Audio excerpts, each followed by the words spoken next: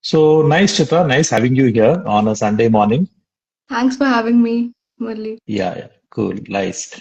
So, dear friends, thanks for joining us today on, as I said, Sunday morning. All of us are busy with various things, friends, family, home, work, but appreciate you joining us for this live that Lodestar Career Guidance is hosting. This is actually, so Lodestar has been working with parents and students for the last about 8, 10 years, helping them to guide them to make a good decision about the future. And children, especially in the grades of 9 to 12, require this kind of a support. And one of the things that helps honestly make them to make a good decision and the parents to help them to make a good decision is good quality inputs and information and interaction with people in the field, right? So that's the whole idea behind Career Compass. Career Compass is a series that we're doing every Sunday where we're bringing people from different walks of life, different careers. And in this whole hype and hoopla about AI, what better way to kickstart this than talk to a person who's spent almost a decade in the field of AI, ML, computer vision, and various things like this.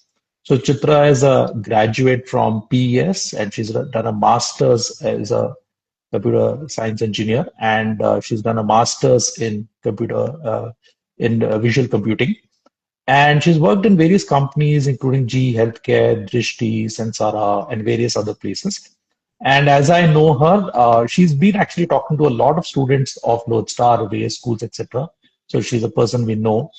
And as I know, she's almost devoted almost a full decade in this to this field, right? And that's actually awesome because a lot of AI is the hype is very new. So we meet a lot of people who just spent 1 year, 2 years, but to talk to somebody who spent a decade is honestly awesome. And I'm looking forward to having a chat with her. So Chitra, warm welcome to you. Thank you for joining. Thanks. And yeah, and would like you to tell us what do you do now, and or before that, what does AI? I think while AI is a buzzword, all of us use it, but can you, for a lay person, lay parent, lay student, just describe what is AI? Hi.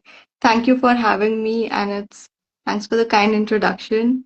It's really great that students are getting an introduction to AI and careers from AI from Lodestar. Uh, I wish I had that when I was in school. Um, AI or artificial intelligence is essentially you're teaching a machine how to become intelligent or what to learn. And in layman language, you are essentially giving some input, some output, uh, and asking the machine to learn. So, for example, a table, 2 times 2, 2 times 4, you tell it 2 times 2 is 4, 2 times 4 is 16, and like uh, how the machine then later, through just a couple of examples, learns to then give you all the tables. It's so Got it. simple. And I'm from a field of vision, so I'm teaching something like I show the machine a cat, two cats, two dogs, and I'm asking it to identify what's a cat or a dog, which it's never seen, and it's able to. Got it. Something as simple as that. Got it. So basically, machines were always even a computer program is a way to teach a machine to do something, but they Yeah, were doing maybe limited tasks, and the AI is a tool where the machine is able to do much more beyond than simple tasks. Is that is exactly. that a is that a good understanding? Exactly. So instead of telling the machine, okay, the exact logic of the table, the machine is able to learn by itself by some examples itself. So it's almost Um, close to how humans think and behave. exactly. That's why the name artificial intelligence comes in. Intelligence. And lovely. So apart from ChatGPT and whatever perplexity that we all are familiar with, that every kid today is using it even for doing homework and all that. What is one other good example of AI according to you, which It's great if you're using ChatGPT for homework. Um, Uh, there are there are now video models from Google Veo where you can essentially just say, I want a cat walking, and it will generate a video for you, which you can probably create some chapters for learning. You can put it as reels and things like that. So beyond text, there is there are other modalities which are coming in. Music generation, image generation, um, speech. So now, including your chat GPT, I don't know if school students now talk to chat GPT beyond typing. You can talk to it, it can talk back to you just like a human. And there's so much happening in the world. Got it, got it, got it. And you worked at various places for the last about a decade in this field. What are you doing currently? What's the exciting stuff? Talk to us a little bit about it because maybe something you're doing currently would be the future of that field. So we'll be happy to know. Um, AI is a tool to enable me to do something better in a domain. I was very excited about biology. I never actually took biology in school. Now I think back, I should Oh, have. I faced with my working job a lot of problems with my back, and I've gone to a lot of hospitals to do a lot of scans like X-ray, CT, MRI, a lot of scans which people do in hospitals. And I was convinced that there is a lot of things I can solve for doctors because today they are overburdened with a lot of patients coming in. correct. And so I've taken a leap and built a company around it. It's called Metsi, where we're helping radiologists, the people who look at your medical imaging, the doctors who look at your medical images and write reports. Okay, your bone is broken. What's wrong here? What's wrong there? And with AI, we are helping them write reports faster, so that they can handle a lot of load. Today, there are 50 patients in queue, and they can only handle 20 because each report takes 30 minutes. So with AI, I'm helping them write it in 10 minutes. Just as simple as Wow. that. And I didn't Wow. study biology, so I'm like, I went back to anatomy. So, and we're working with doctors to help us enable us to build this platform because we bring the AI and the engineering um, skill set to the table. Engineers basically learn the skill of solving problems. So you're using that Yes. skill fundamentally to that. And I can understand. I think this would have huge applications in rural India where doctors are scarce, right? And Yeah. reading reports becomes takes time and that kind of a thing. That it's a fantastic, yeah. So how many people in your company? It's a small company there. We are six, seven Okay, of us. okay. So would you be happy to take interns who want to learn AI? Definitely. Definitely. Fantastic. So, Folks who guy, are studying biology and anatomy would love to. yes. Lovely. So, kids out there, 11th and 12th, if you're listening, you can ping their Chitra, and if you can prove that you're worthy of being an intern, she'll take you, right? Okay. Nice, nice. So, tell us, how did your career, how did you get to this place of, being in this AI career or whatever? Did you always know about this? How did you make the beginning? Did you plan this career and where did it start? So, like a lot of school students, I took PCM, physics, Chemistry. chemistry, maths, and computer science as my last subject. Uh, I wrote the regular engineering exams, the IIT Dream. Um, while I was a little confused on what career I should get into, I let my curiosity let me choose what branch I want to go into. I was really excited about physics because when you think from first principles, a couple of domains which excite me and want me to continue working and exploring. That helped me choose my field.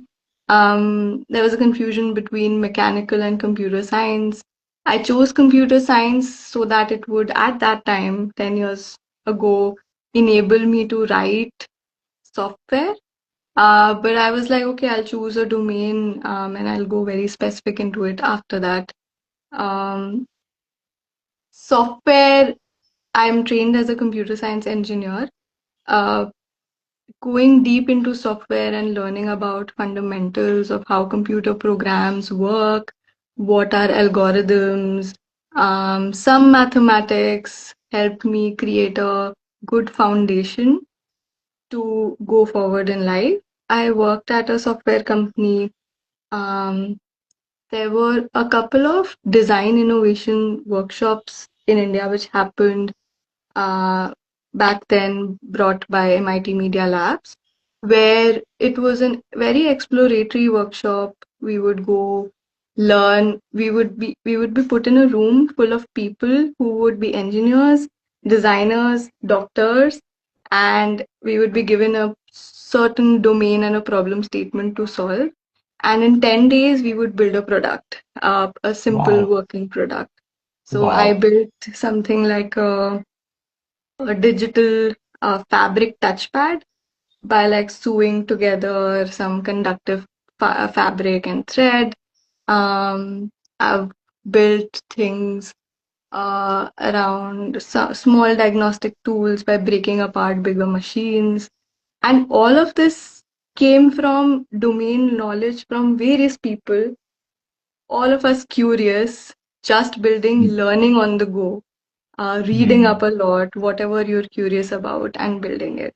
And that sort of explored led me to go into AI because again, AI as a tool enabled me to build what I wanted to build, not just for building for AI.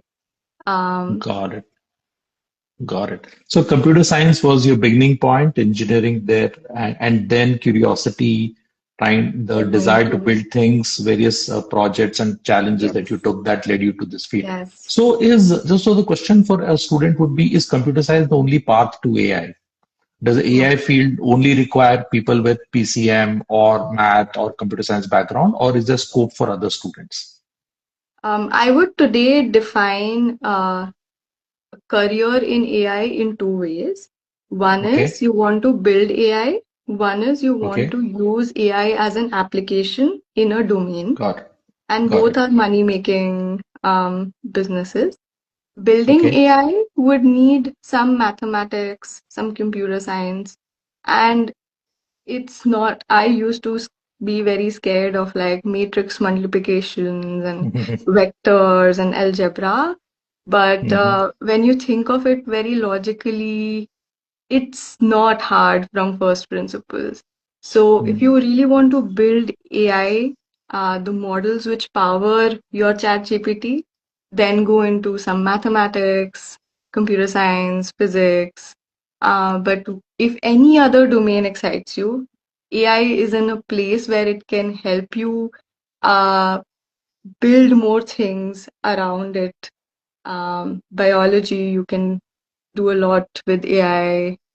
Songs, you can build things around AI, you can do anything. So it Mhm. depends on what you're curious with, building AI or using AI in a domain specific thing. AI is So which everywhere. mean which means if you just as an entrepreneur or whatever that kind of a role, you're saying that if you have some domain expertise, you're good at economics, good at psychology, Yes. or good at business, but you can apply AI Yes. and improve your company or whatever. Correct? Yeah. That is what you're saying. Yeah. The That's what you're saying. people today who are adopting AI in their workflows, lawyers, um, Hmm. they do so much research, right? A lot of time goes into manual research. The Correct. young lawyers are the ones who adopting AI are going very fast. Uh, Correct. Correct.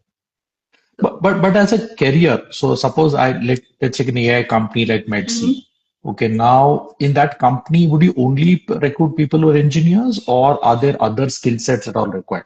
We talked about application of AI as a user, but Mhm. as even to build the AI products, for example, not Yes. build the AI, not build ChatGPT, but build AI for law or whatever, when that Mhm. is being done. Are there other skill sets required, or is it only computer science Okay. and I'll talk about the kind of roles a regular tech company has. One is correct, engineers to build software, and those correct. engineers can be front end who will build your website, how it looks like, back end, the ones who would build the logic behind it, machine learning engineers who are building the real AI. So these are the engineering folks. Then there are design folks who would go into the field, who would collect requirements. Um, what is it that the doctor is looking for? Uh, Hmm. if I take the example of Medc, and collect all those requirements, put it in how it will look like in software, and all of this can be enabled with AI because there are tons of tools like Figma and n- other visual tools, which today, if people have used AI workflows in their thing, I would prefer them. There is marketing, people who would uh, go talk about the product, right? And one would use some AI to create bots to go write a lot about your company in Hmm. LinkedIn, in Instagram, in Twitter. Hmm.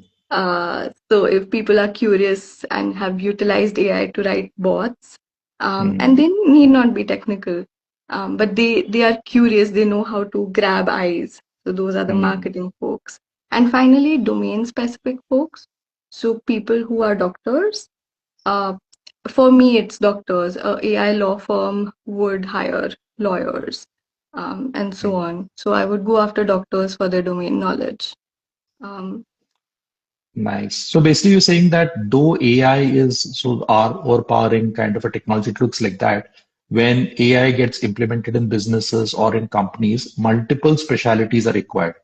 People who Definitely. can design things, people who can market things, people who can, sell things, people who can, or domain specialists of that domain, Yeah, right? So if you're building an AI for, say, psychological counseling, then you will need psychologists there. So yeah, psychologists who just studied psychology, who not studied PCM or AI, also have a role in this world in future, definitely, right? definitely. Yeah, so nice. Okay, so basically, AI is not this single track thing. There are multiple specialties No, required as you use AI. no. In Got my it. sense, AI is doing the simple thing.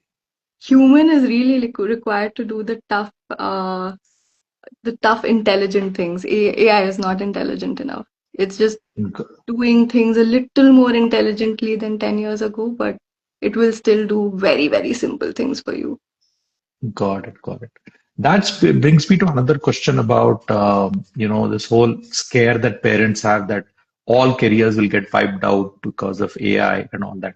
Now, all of us are also in the first wave of AI. We are also experiencing it. Yeah. But as somebody who spent maybe a little more time, what do you think? Is there a real will AI take over all jobs? Okay, this is a million-dollar question that everybody's asking. So I'll attempt. I'll sort of So I'm a software engineer, and AI came first after we developed our own replacement. There are correct, companies like Lovable, Cursor, and others. correct, correct. Um, so people who have adopted AI, like software engineers like me, are Hmm, able to work 2 times faster or 10 times faster. And hmm, the threat to the job is to people who are not adopting AI in their workflows. hmm, But my skill set doesn't go away. I am not hmm, replaceable as an engineer, even if there is a AI which can build some sort of software. Because I have to hmm, tell AI, this is exactly the software I need to build and correct things and things like that. Uh, hmm, I'm building a software for radiologists, so I always get questions on will this take away radiologists' jobs? No. Mm, There are things which come from experience, real world knowledge, human body. Uh, you talking doc, it's not replaceable today. So, and even in the future, you need humans in the loop, but humans need to adopt AI to become more efficient. The mm, people who are not adopting AI and being a little more faster than others are someone who would not uh, be preferred. Maybe not preferred is just people who would adopt AI and become faster will loop forward. So there is no correct, threat. I don't believe so. correct. No, this looks like almost like the wave of technology and internet Yeah. in 2000, right? Everybody thought now softwares will do everything, but in every field, right, from accounting to psychologist, every other field, designers are all existing, but they're all using technology. They were all using various softwares too. Like people were maybe using Canva, now they'll use maybe AI version of Canva, but Yes. still the people are required, right? Because the actual skill of designing or creating or talking, that is still human, right? That is that way it is very there. Nice, yeah. So, for somebody who's, I think you've been out of campus for a while now, but somebody who's in 11th and 12th, and who's thinking of the career and all this, the market is buzz with many buzzwords, etc. How what would be your advice to a student or a parent who's making a decision? I'm not asking only in specific with the AI, but generally in making a decision. When you reflect back, what are the good things you should have done? Uh, Okay. One is awareness. Uh, okay, you are doing, Lodestar is doing the wonderful job of making students and parents aware of what are the possibilities when you go sure, out there. As a yeah. student, I wouldn't know there is legal, you can go become a lawyer, you can go become a doctor, you can go become a engineer. Um, and this helps a student to create curiosity into what kind of life they want to live, Hmm. and what excites them. um, Money can be made in most domains. And especially in the world of AI, right? It's not key.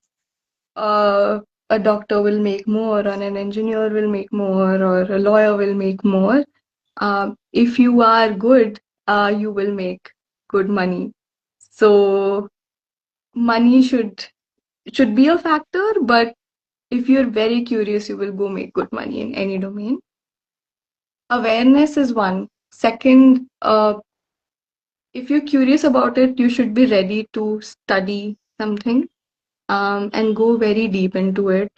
Put enough hours, be ready to learn, be ready to. It's okay if you're not able to learn. You can change a little bit in that same domain, but be ready to put in hours. There's lots of hard work out there. Doesn't stop at school. But if you're curious, you will continue learning. So never stop Hmm. learning.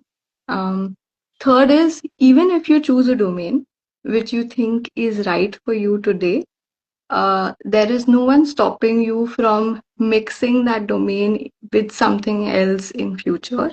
So today Hmm. I didn't study biology, but I'm building some software for doctors because I studied engineering and mathematics to enable other domains.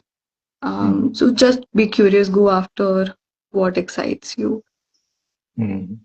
So you're saying that get a lot of awareness about the world outside. Awareness, yes, Don't be in your cocoon kind of a thing, and figure out what really interests you, what you're curious about, and in that field, decide and spend more time in that field. Because yes, you're saying that if you just be are superficial, then it's not worth it. You need to be a little deep in whatever field. definitely. So if you like talking, communicating, then there are many fields related to that. You can take. You can be a lawyer, Yes, you can be a mass communication person, you can be a media person. If you yeah, like analytical work, then there are many things. If you like money, then there's finance. There are a yes, lot of work at that. So look at a field that interests you and go deep into that, right? very much. So now one of the questions for students typically is that they get bombarded by external inputs, right? People say that this is a hot field. Right now it's all AI or whatever, right? Maybe fintech was hot like 3 years ago, that kind of a thing. So should you follow a hot field or should you follow what you like and what you're good at? Okay, how would you say that? And you're in a hot field, so this is a hot question for you. When I was doing visual computing, which is learning about computer vision and computer graphics, which is 3D modeling, games, all of that, it was not hot. I Okay, I just followed through what I like, and today it's hot. nice. Maybe 10 years later, it might not be hot. Uh, Hmm. Having said so, you obviously follow the money or follow where the world is going, where the trend is going. Um, and be aware that you will have to adopt AI everywhere, but follow your passion. Um, Got it. there are domains which exist for a reason, lawyer, Got it. journalism, and Got they it. are not going away. These are the Got it. domains which are not going away with AI. Got it. Got it. Got it. Nice, sir. I think we've got a good sense of the world of AI. I think we've talked about also how students should look at their careers, etc.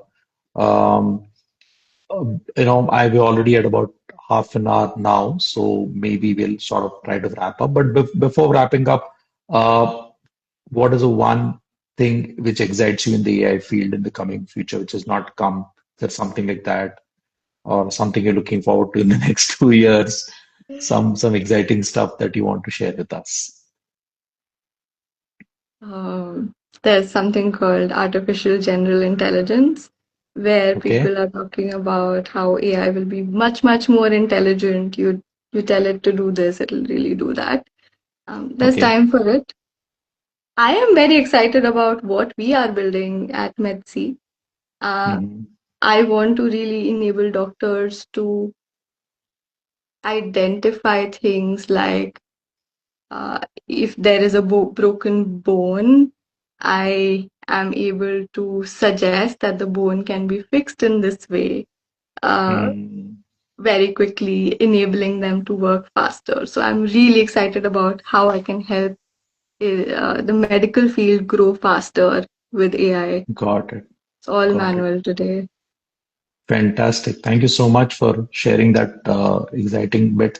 Recently I was reading some consulting report which said that less than 10% of the pilots which big companies have done in AI have succeeded, right? So, which means that AI, while it's an exciting technology, still has to prove itself in actual application.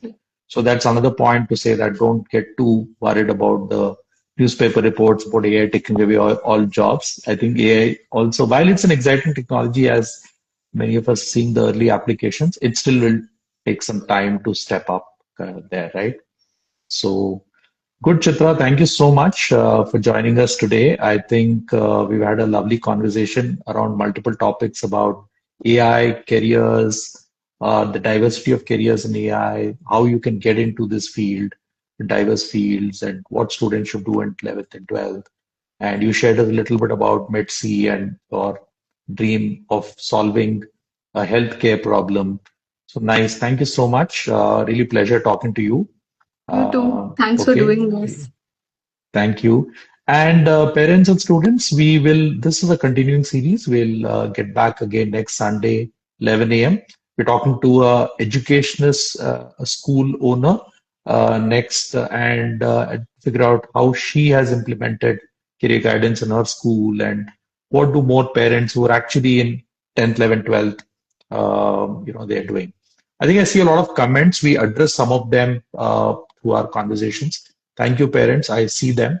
And I think, yes, the Y2K era, we were introduced and now we're able to solve problems much better. Yeah, that's a comment. Yeah, good. Thank you, Chitra. Thank you so much. And thank you, parents, for joining us. See you. See you. Bye. Have a nice day. Bye.